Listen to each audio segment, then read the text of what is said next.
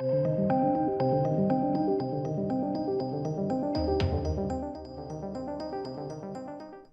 ladies and gentlemen, confirming what we all knew, and I had been saying time and time again, was that Alec Baldwin unequivocally would have had to have pulled the trigger on that gun.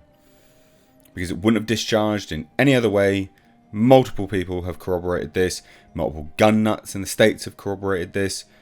Now, if you don't know what I'm referring to, Alec Baldwin, big famous dipshit star Alec Baldwin with a big old dumb head, was shooting, literally, and filming a movie called Rust.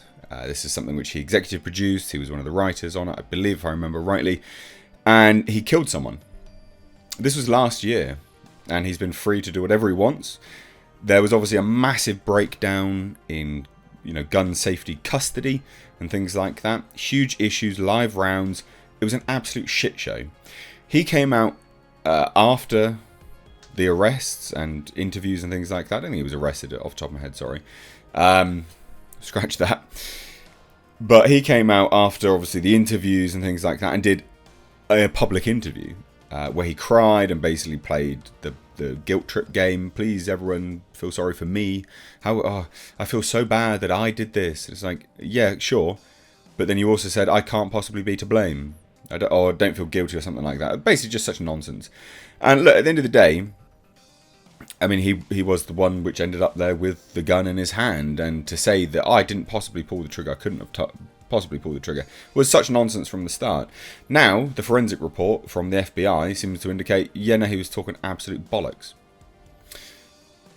So finally, maybe, this will actually go somewhere. And we will actually get some form of sort of recompense for everything that happened. So let's have a look at this report.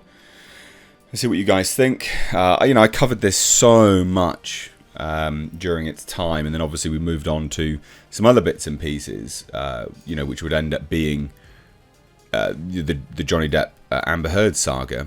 But this is sort of the first of these public interest topics.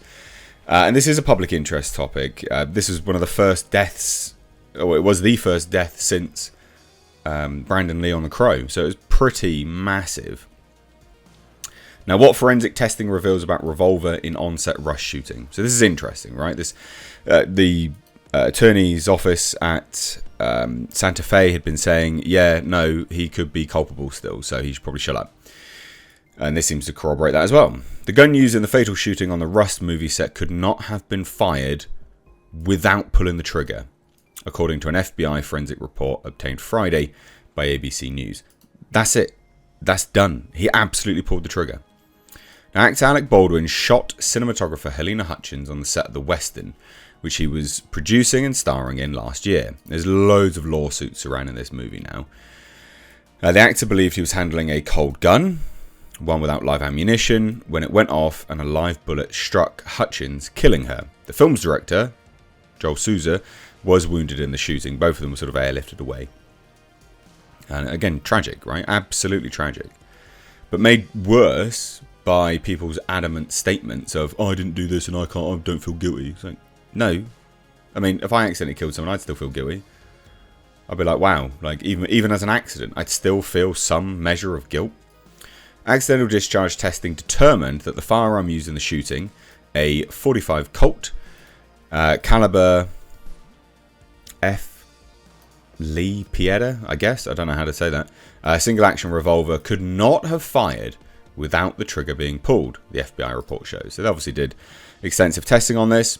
With the hammer in the quarter and half cock positions, the gun, and quote, could not be made to fire without a pull of the trigger.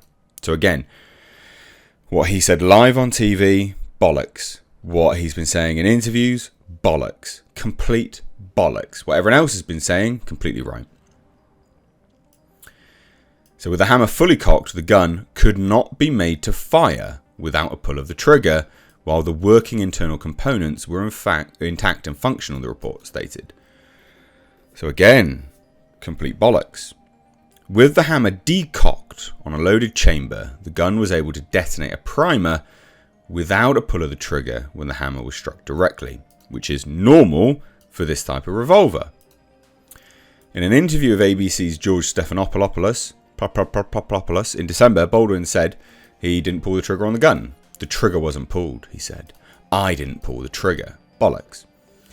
In a statement, Luke Nickus, an attorney for Baldwin, said, the critical report is the one from the medical examiner, who concluded that this was a tragic accident. Basically, they're trying to wash it away by going, oh, it's just a tragic accident. We all know it's a tragic accident, but someone is still to blame, dipshit. This is the third time the New Mexico authorities have found that Alec Baldwin had no authority or knowledge of the allegedly unsafe conditions on the set.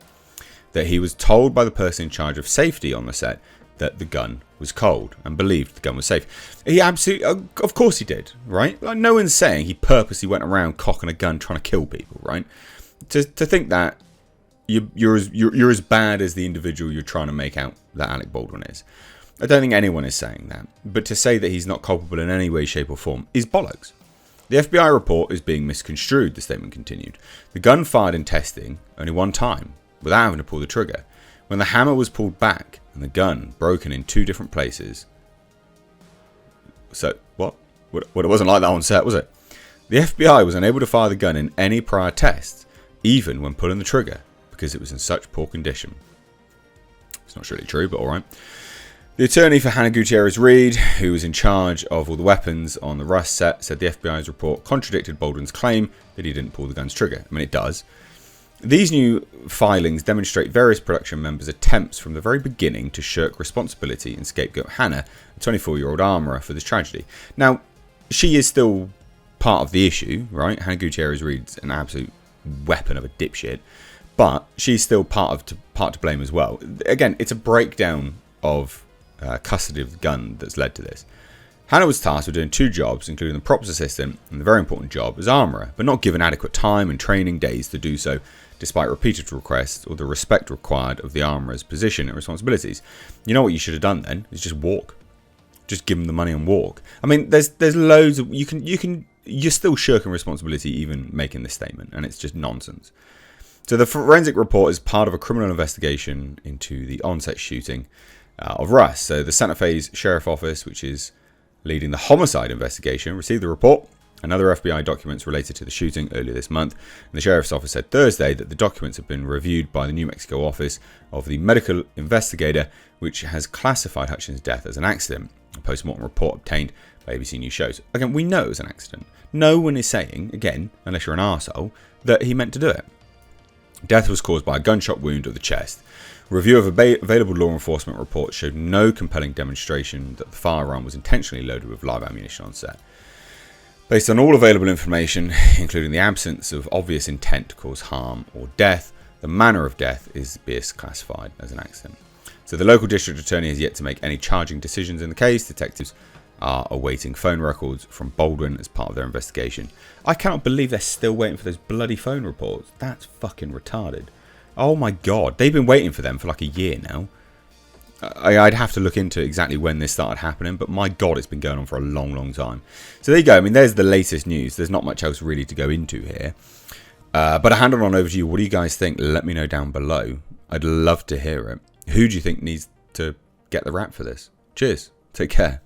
Also, ladies and gentlemen, consider checking out my Teespring store. Supporting the channel via this way does go a long way, but also not only that, you do get to wear some awesome merch. These are one-of-a-kind designs designed for me by my graphic designer. We of course have our Clown World line, which is in mugs, hoodies, t-shirts. We've got Space Jeebus, and then for something a little bit different, we of course have right down at the bottom right here, we have our Pulsar GTIR. Also, ladies and gentlemen, consider checking out and supporting my second channel, which is Car Nonsense. This is a vlog and car channel. You can find links to this in the description box along with my Teespring. Please do consider supporting.